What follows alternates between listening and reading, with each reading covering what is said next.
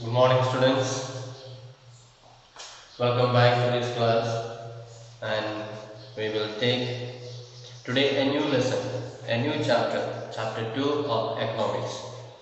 We have just completed the first lesson, that is about the development, and we saw in our country that to become developed, the most important thing is money.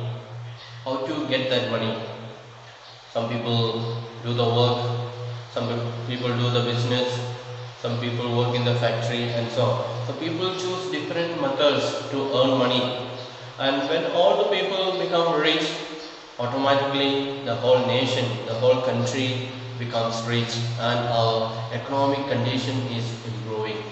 So in this lesson, let us see about the people who are working in different sectors. Indian economy is divided into different sectors. We call it primary sector, secondary sector and tertiary sector. Tertiary means third sector. So these three sectors are there and different people work in different sectors. And let us see in detail what are the activities that are involved in these different sectors and how it is benefiting or who is leading or who is improving or which sector is better. All these things we shall see in this lesson. So you can take your lesson number 2, the sectors of Indian economy. So first we will see about sectors of economic activities. Sectors of economic activities.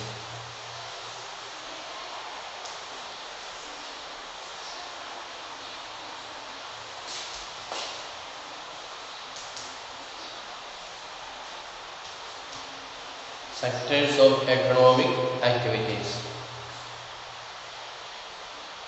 And let us look at these pictures. You can see in the book so many pictures are there. Here a person is making bricks. Here a person is selling clothes, dress. Here another person is delivering a service, maybe postman. Here one man is carrying something, carrying things. And here another person is working in the field, cutting flowers and so on. So we see different people are doing different works. That is what is happening in our daily life. If you look around also, you will find in your own village people are doing different works. Some are going for cultivation, some are going for office work, some are doing some other work, some are doing business and so on. So we will find people doing different works in every area, in every place in our own surroundings. Let us see. Let us look at these pictures. You will find that people are engaged in various economic activities. So people are all doing this work for what purpose? The only purpose or the main purpose is to get economy or to get money. So they want to earn money. That is the purpose, that is the motive behind in doing all these works. Some of these are activities producing goods. So some of them are producing goods, like one who is producing bricks, he is producing bricks. One who is planting flowers, he is planting flowers and producing flowers. Then these activities are happening around us every minute, even as we speak. And how do we understand these activities? One way of doing this is to group them, classify them using some important criteria. So all the people are not doing the same work. Some people are doing cultivation, some people are doing business, some people are doing service and so on. So all these we have to categorize them. And these groups are also called sectors. So in economic terms, instead of saying group, we will call them sectors. That is what we said in the beginning. Primary sector, secondary sector and tertiary sector. These are the three types of groups we can divide the people who are working into, or three sectors. And there could be several ways of classification depending on the purpose and what one thinks is an important criterion. So there are different ways of dividing or classifying them, but for our convenience and in economics we will be classifying them into three: primary, secondary and tertiary. So we begin by looking at different kinds of economic activities. So we already saw in our picture so many types of activities. Now let us see again in detail the works that are going on in and around us, the works that people do every day of their life. So there are many activities that are undertaken by directly using natural resources. So there are many people who are doing work connected with natural resources. Natural resources like soil, air, water, all these are natural resources, the minerals. And take for example the cultivation of cotton. So people who are cultivating cotton on the land, it takes place within a crop season. For the growth of the cotton plant, we depend mainly but not entirely on natural factors like rainfall, sunshine and climate. So if you want to cultivate cotton, we need all this good climate, we need sunshine, we need rain and so on.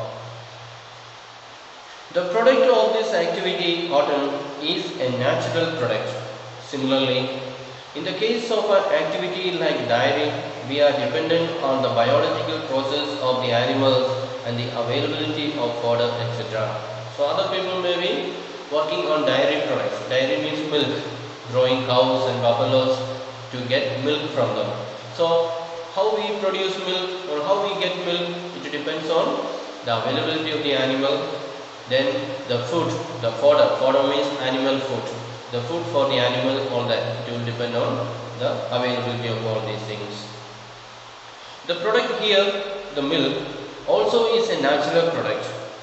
And similarly, minerals and ores are also natural products. So if you dig out from the earth, we get mines or we get minerals, and that is also natural products.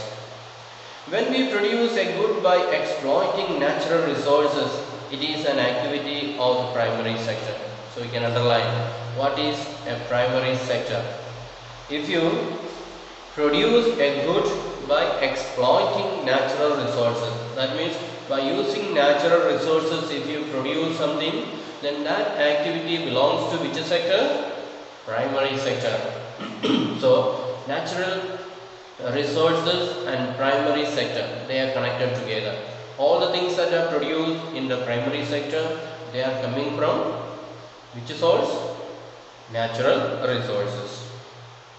So don't forget, keep in mind that all the things that are produced in the primary sector, they are coming or they are produced by using natural resources. Why primary? This is because it forms the base for all other products that we subsequently make. So another question you may have in your minds, why do we call them primary? Primary means first, no? Because all the other activities that is depending on this activity that is done in the primary sector. So if these activities are not done, then all the other activities will be useless or other activities will not be possible. So primary activities that are done or produced with the help of natural resources, that is the most important sector, most important activities, and all the other activities will depend on this. If this one is stopped, then other ones also automatically will stop. Since most of the natural products we get are from agriculture, dairy, fishing, forestry, this sector is also called agriculture and related sector. So another name for primary sector, what is it? Agriculture. One is the first name is primary, or another name for agriculture and agri and related sector. So I am writing short form agriculture and related sector, because all these are coming from all that is produced in the primary sector is coming from the earth using the natural resources. Therefore, it is known as, we can also call it by another name called agriculture and related sector. And you can see the picture there in the left side. The pictures are given there. Lot of products are there. So you can see all these are things produced in the primary sector or agriculture sector, like crops, animals, coal, tree, forest, all those things are coming from primary sector. Now let us come to the secondary sector.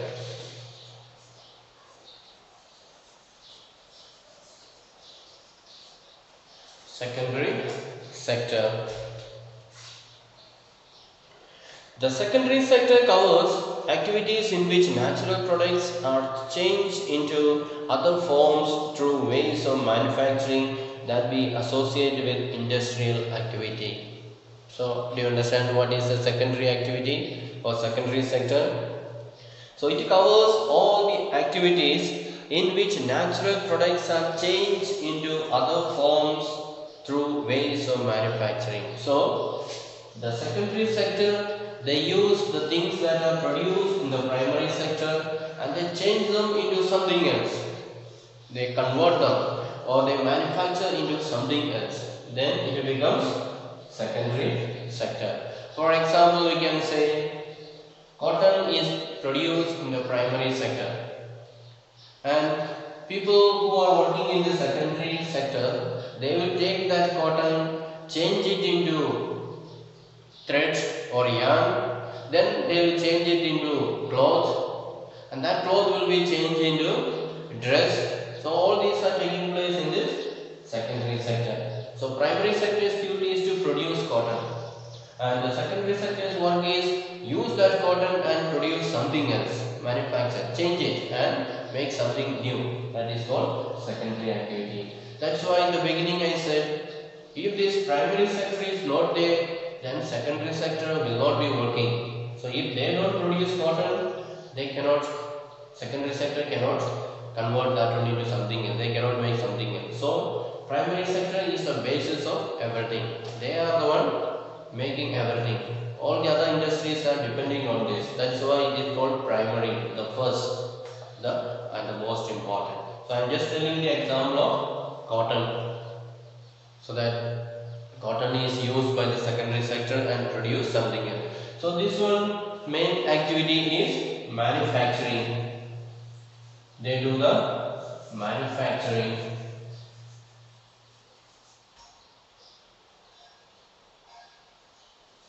Manufacturing means producing something in the factory. So it is the next step after primary. So primary sector, they will produce things, and then the second step should be done by people of secondary sector. And the product is not produced by nature but has to be made, and therefore some process of manufacturing is essential. And this could be in a factory, in a workshop, or at home. For example, using cotton fiber from the plant, we spin yarn and weave cloth. So here everything is produced from the nature using the natural things, natural resources, and we use that product and produce something else in the factory. We manufacture something. For example, the cloth. We use the cotton produced by primary sector and we use them to produce clothes in the secondary sector. Then using sugarcane as a raw material, we make sugar or gur. So another example, sugarcane that is planted and produced in the primary sector by the farmers. Then people who are working in the sugar factory, they will go and buy that sugarcane and they will convert the sugarcane. They will make that sugarcane into sugar or jaggery or gur. So that is another example of people, secondary sector, people using the product of the primary sector. So we convert earth into bricks and use bricks to make houses and buildings. So in the first page we saw a person sitting and making bricks. So that bricks are belonging to primary sector. But people who are working in the secondary sector, maybe the engineers, the contractors, they will go and buy that bricks and they will go and construct the house. Then it becomes, constructing of the house becomes the secondary activity. And since this sector gradually become associated with the different kinds of industries that came up, it is also called an industrial sector. So because most of the works are done in this secondary sector, it is done in industry or in the factory or in the manufacturing. Therefore, another name, since the primary sector has got another name, agriculture and related sector, here this one also has got another name, that is called industrial sector. So another name for it is industrial sector.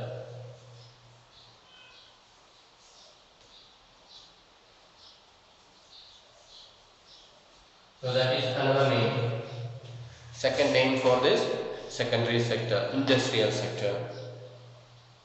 Now we come to third sector, that is called tertiary sector.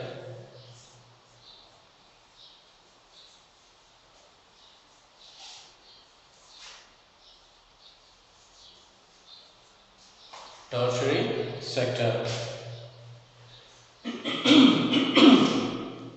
After primary and secondary, there is a third category of activities that falls under the tertiary sector and is different from the above two. So tertiary sector is completely different from the primary sector and the secondary sector. So here we are producing something always. Here the farmers are producing so many things from the farm, and here in the secondary sector people are using that farm product and they are producing something else, they are manufacturing something else. But in the tertiary sector they don't produce things, but they produce something else. Not things, but they produce service. That is the work that is done by tertiary sector. They do service, they are providing service. That is what is done by the tertiary sector. They are providing service. So these are activities that help in the development of the primary and the secondary sector. So this tertiary sector is helping to develop primary sector and secondary sector. So we see all these three are depending on each other. If this is primary sector is not there, secondary sector cannot work. And the tertiary sector is not there means primary and secondary sector will not be successful. So all these three sectors, they collaborate together, they help each other, they work together, and at the end the economy of the country is growing. So that is how the progress is taking place. So let us see how they are helping the primary and the secondary sector. These activities by themselves do not produce a good, but they are an aid or a support to the production process.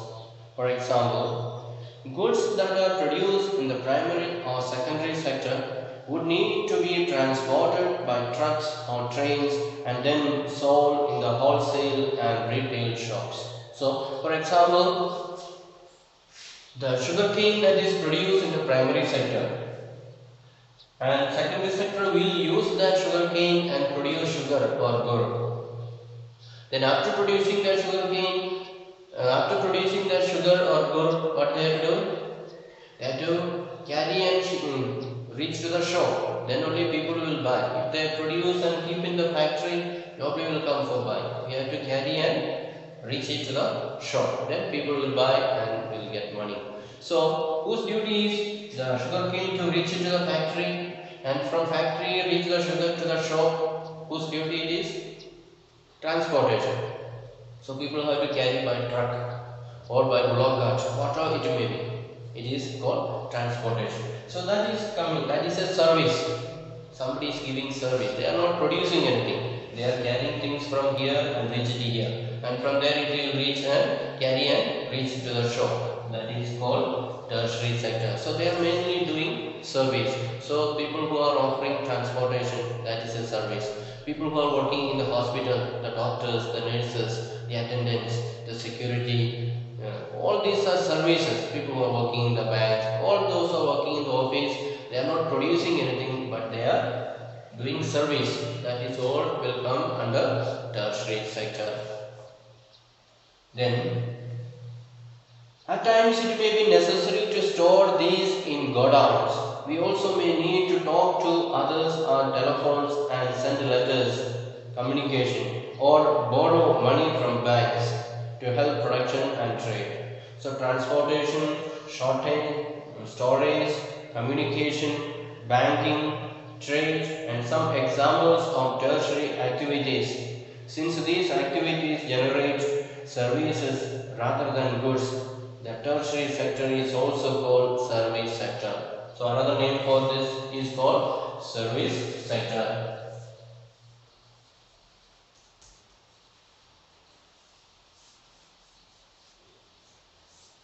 Service sector. So here all those who are doing any service, people who are working in the bank, they are lending money to produce, or people who are giving transportation, or people who are in the barber shop, those who are cutting hair, they are giving service. People who are working in the shop, selling things, they are giving service. Or people who are postmen, who are carrying the letters, people who are working in the telephone office. All these will come under tertiary sector. They are giving offering, so they are offering service. People who are working in the serving in the hotel, also working in the kitchen, they are different. They are producing something. They are using rice and cooking food. So they are these that will come under secondary sector. But those who are taking that food and serving to the others, reaching to the table, they are under tertiary sector. So these are the three types of activities that we will find in and around us. People who are cultivating and producing something, people who are using that product and manufacturing something else, then people who are doing service, people who are carrying things from one place to another, selling and helping, lending money, all these things, giving medicine, and doctors, engineers, all these are under tertiary sector. I hope you understood what are the three sectors in the Indian economy.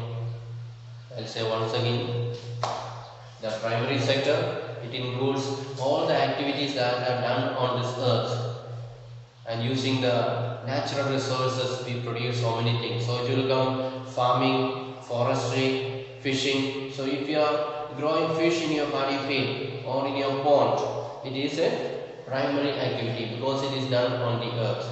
And if you are doing mining, if you are mining and taking out the natural resources, that is also primary activity. Then the secondary activity, we use all the things that are produced in the primary sector, then we use something else, because what is produced in this primary sector we cannot use as it is. We need to change into something else.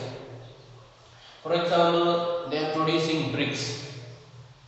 Bricks are produced in the primary sector. What will you do with the bricks? If you carry on bricks all around, you will have no benefit at all. But if you use that benefit for making a house, then that brick becomes useful. So in the secondary sector, we have to make a house or make a wall, something we can do with that bricks. So many bricks put together and we make house, and that is the people who are making that house, they are doing secondary activity. They are producing something, taking things from here. Now how will that bricks reach here? The bricks that are made in the primary sector, it has to be carried away to the place where the house is built or where it is required, and for that we need transportation. We have to go with a truck, we have to go with some other vehicle, then carry the things. So that driver is doing tertiary service, or third type of service, it is called tertiary service. So these are the three things, and they depend on each other. If the primary sector is not making things, then secondary sector they cannot do any work, is it not? If they don't produce cotton, how will they make cloth here? They cannot make. And if the tertiary sector is not there, means these two will be waste again. The things that farmers produce will remain in their house. Who will carry it to the factory? Nobody will carry it to the factory. And if somehow they reach to the factory and the factory people produce clothes or dress, how will they carry it to the shops and distribute all around? So tertiary sector is also important. So they are interconnected. They need to work together. If one sector says, I will not do my work, then other sectors will suffer. And if they don't do the work, then others will suffer. So the secondary sector says, I will not buy cotton from you. Then all the farmers who are producing cotton, it will be wasted. So the farmers will suffer a lot. So they need to work together, and everybody's cooperation, everybody's collaboration is required. Then only it will be successful. Now, service sector also includes some essential services that may not directly help in the production of goods. For example, we require teachers, doctors, and those who provide personal services such as washermen, barbers, cobblers, lawyers, and people to do administrative and accounting works. So we need so many people to do different types of works. We need people to work in the bank, we need people to work in the barber shops, in the salons, or people who are ready to do work in the court, lawyers, or people who are doing cobbler's work. If your shoes is spoiled, you may not be able to repair by yourself. You have to go to some expert people, cobblers, they will repair your shoes nicely.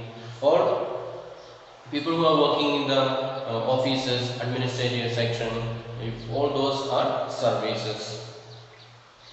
Then in recent times, certain new services based on information technology such as internet cafe, ATM booths, call centers, software companies, etc. have become important. So nowadays, the IT sector has improved a lot, and based on this internet, we do lot of services. For example, there is internet cafe, so you can go and sit there and play internet. You can check your email, you can send messages, all that. So if there is no network in your place, you go to that internet cafe who will provide internet, and using that you can work in the computer. Or ATMs, now ATMs are very important. To withdraw money or to deposit money, ATMs are used. So that is also a service. Then there are call centers. Many different big companies, they have call centers to contact to the customers and to clarify the doubts of the customers and so on. And software companies, there are so many computer companies making a lot of software programs and helping the companies and so on. So all these are important, that is going on, taking place in our country. So service sector is very important, and that is improving a lot. So we said these three sectors are working together, and they are very much important, and they are depending on each other. Now in your next page you will find some examples are given there to show that they are depending on each other, and they, without one, other one will suffer. Let's just read through it, these examples. So the first example says, imagine what would happen if farmer refused to sell sugarcane to a particular sugar mill. The mill will have to be shut down. So a farmer who is producing, the farmers, all the sugarcane farmers say, we will not sell our sugarcane to you. Those who are working in the secondary sector, having a sugar mill, they say, we will not sell our sugarcane to you. What will happen? If he does not get sugarcane, then he cannot produce his sugar, and his factory he will have to shut down or close down. So that will be the result. So what does this show? It shows that this is an example of the secondary or industrial sector being dependent on the primary sector. So that reveals the secondary sector is depending on the primary sector for getting their things done. Then see another example. Imagine what would happen to cotton cultivation if companies decide not to buy from the Indian market and import all cotton they need from other countries. Indian cotton cultivation will become less profitable, and the farmers may even go bankrupt. If they cannot quickly switch on to other crops, cotton prices will fall. So the other case, the farmers are producing cotton here, the primary sector, and the people working in the industry, textile industry, they are the one using cotton. So they say, we will not use the cotton from India, we will buy from other countries. So all the cotton that we need, we will buy from other countries. If the secondary sector or the factories, textile factories say that way, what will happen to the farmers here? They will go on producing cotton, but nobody will use them, nobody will buy from them, and they will not get money. All their hard work will be wasted, and they will be suffering, and they will lose all the money. They may be borrowing money from others and doing the cultivation. So if they are not buying, then they will suffer. So that shows. What does it show? It will show that even the the primary sector is depending on the secondary sector, and the secondary sector is depending on the primary sector. So they are dependent on each other. If one does not cooperate with the other, then they will suffer. Then see another example. Farmers buy many goods such as tractors, pump sets, electricity, pesticides, and fertilizers. Imagine what would happen if the price of fertilizers or pump set go up. Cost of cultivation of the farmers will rise and their profits will be reduced. So we know the people who are working in the primary sector, the farmers, they need a lot of things to use. They need fertilizers, they need pump sets for pumping water, they need tractors for plowing, another machines for harvesting and so on. Suppose those in the secondary sector, those who are manufacturing these things, fertilizers, pump sets and tractors, all these machines, everything, they say we are going to increase our price. So farmers have to buy that one, and then they have to spend a lot of money to buy. So what will happen? If the things are costly here, the machines are costly here, the engines are costly here, then the cost of production will go up. The farmers will have to buy that one and use. So the cost of production for producing the vegetables and other things, they have to spend more money. Then what will happen? So their profits will be reduced. And if they sell that one, then they have to increase the price. For example, they are producing paddy by buying the things, costly things. Then when they sell in the market, they will increase the price because the money that they have spent for buying things, they have to get back. So it will be high. So that will depend on what is the meaning. So the production or the profit of the primary sector will depend on the products of the secondary sector. So again shows that they are interdependent. Then see the last example. People working in industrial and service sector need food. Imagine what would happen if there is a strike by the transporters and lorries refuse to take vegetables, milk, etc. from rural areas. Food will become scarce in urban areas, whereas farmers will be unable to sell their products. So another example let us see is that the tertiary sector, they are offering service. They have their trucks and carry things from one place to another. So if these tractors say we are doing on strike, we are going on strike, we will not carry things. We will not carry things from the farmers and reach it to the town or to the factory.